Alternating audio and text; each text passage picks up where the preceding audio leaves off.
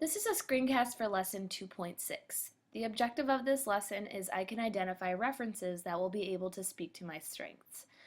So you'll start the lesson by having students refer back to the word splash. You will tell them that the title of this lesson has to do with finding references. And you'll have students identify a word from the word splash that they predict will be related to this lesson. So you give students time to predict and explain why. Students will then form pairs and share their prediction and their explanation with a partner. The teacher will then call on several students to give their predictions. Next, you'll instruct students to read this article, The 7 Most Important Tips You Need to Know About References. Students will independently read this article, giving them tips about finding references, what they should and should not do, and then they will answer these questions on their own. After they have completed that, they will compare their answers with a partner.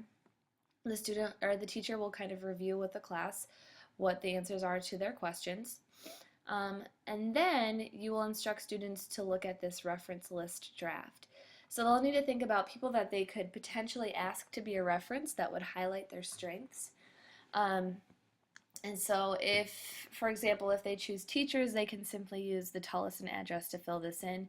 You'll want to make sure that you instruct students to get permission from the people that they ask to be their references. And so this is their rough draft. Eventually they will do a final draft that will be put into their career portfolio. After students have completed that, they will go back to the beginning activity, so their prediction about the word splash, and they will share whether or not their prediction was accurate or not. And that is lesson 2.6.